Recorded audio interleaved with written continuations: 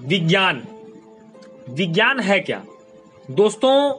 सबसे अगर आप मुझसे पूछेंगे सबसे ज्यादा सोचने वाला सब्जेक्ट, सबसे ज्यादा मेहनत वाला सब्जेक्ट, सबसे आश्चर्यचकित करने वाला सब्जेक्ट अगर कोई है तो विज्ञान है।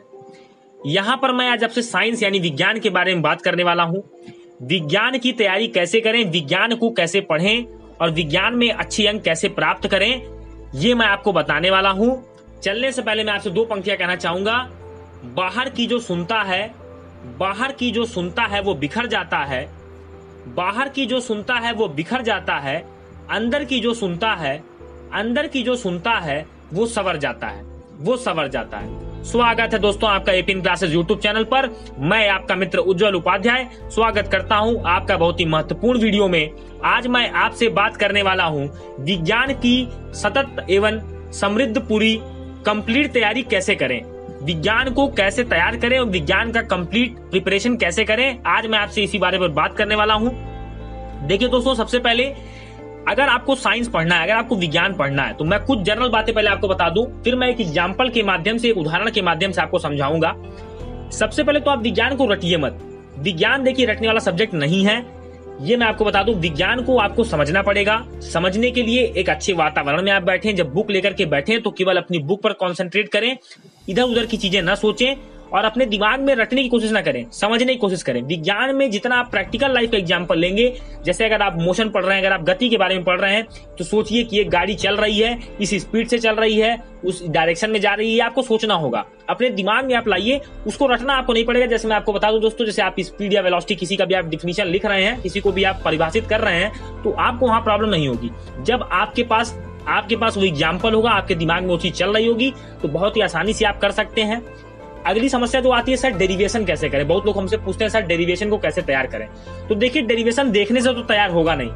आप पेन पेपर लीजिए और डेरिवेशन को लगाना शुरू करिए। एक बार में आपको नहीं आ रहा है तो आप दूसरी बार फिर से प्रयास करें, कई बार प्रयास करें, कम से कम 3 से 4 5 बार आप प्रयास करें, डेरिवेशन आपका बिल्कुल तैयार होगा। हाँ, लेकिन पेन और पेपर दोस्तों अति आवश्यक है। आप लेकर बैठेंगे तो आपका डेरिवेशन बिल्कुल तैयार हो जाएगा। तीसरा गलती जो सब लोग करते हैं, हम अपनी बेसिक बुक को नजरअंदाज कर देते हैं। तो एनसीईआरटी को नजरअंदाज ना करें, पूरी एनसीईआरटी को पढ़ें, पूरे एनसीईआरटी के सिलेबस को फॉलो करें। उसमें जो भी टॉपिक दिए हुए हैं दोस्तों, उनको आप पढ़ने की कोशिश करें और नोट्स बनाइए, ज्यादा से ज्यादा नोट्स बनाइए। आप अपने चैप्टर्स का शॉर्ट नोट बनाइए, क्योंकि एग्जाम में वही आपके काम आएंगे। और नोट बनाने की सबसे अच्छी विधि हमारे चैनल पर वीडियो डाल दी गई है, मेथड बता दिया है मैंने, कैसे नोट्स बनाए, किन तरीकों से नोट्स बनाए। वीडियो जाकर के आप लोग देख लीजिएगा, चैनल पर पड़ी हुई है वीडियो। इसके बाद अगला रोल होता है प्रीवियस ईयर क्वेश्चन या हॉट क्वेश्चन का। अगर आपको ज्ञान की अच्छी तैयारी करनी है तो आपको प्रीवियस ईयर का क्वेश्चन और हॉट क्वेश्चन यानी हाई ऑर्डर थिंकिंग स्किल, जो कि दोस्तों आपसे अच्छी प्रैक्टिस की डिमांड करते हैं, उनको लगाना शुरू कर दीजिए। विज्ञान में आपके मार्क्स अपने आप ही अच्छे आएंगे। इसके बाद अगर आप एनसीईआरटी से सहमत नहीं है, एनसीईआरटी की कुछ चीजें आपको समझ में नहीं आ रही है, तो आप additional help, side book, other चीजों को कंसल्ट कर सकते हैं। अदर चीजों को लेकर के अपने डाउट को क्लियर कर सकते हैं और बहुत ही आसानी से विज्ञान की हर समस्या को आप सॉल्व कर सकते हैं। अब मैं आपको एक उदाहरण के माध्यम समझाना चाहूंगा कैसे आप विज्ञान की तैयारी करें।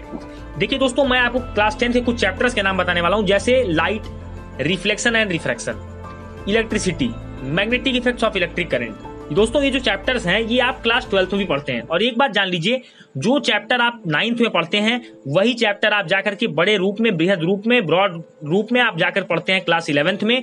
और जो आप पढ़ते हैं क्लास 10th में, तो जाकर के आप वही चीज 12th में पढ़ते हैं, उसको बड़े रूप में आप पढ़ते हैं। तो इसलिए सबसे बेसिक क्लास अगर विज्ञान को समझने वाली है तो 9th और 10th। और दोस्तों 8th से आपकी स्टार्टिंग शुरू हो जाती है, यानी 8th, 9th और 10th, ये 3 क्लास में आपको विज्ञान में ज्यादा ध्यान देना चाहिए। तभी आपकी, अगर आप साइंस साइड लेना चाहते हैं बड़े क्लास में जाकर के, तो बहुत ही आसानी से आप ले सकते हैं।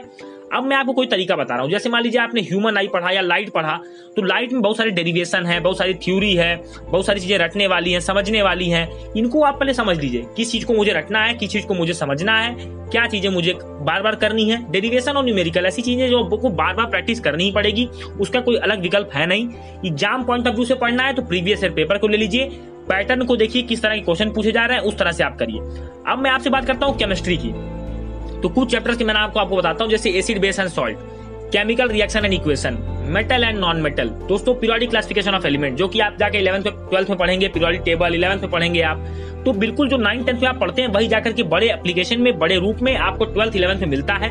जो बच्चे 9 और 10 में ध्यान नहीं देते, देखिए उनके साथ होता क्या है। जब आप 9th-10th में आपका बेसिक क्लियर रहेगा नहीं, तो आप 11th-12th में जब जाएंगे तो ये टीचर मान के चलता है कि आप बेसिक चीजों को आप जान रहे हैं और बेसिक चीजें आपको आती है, इसलिए आपको बेसिक चीजें वो बताएगा नहीं।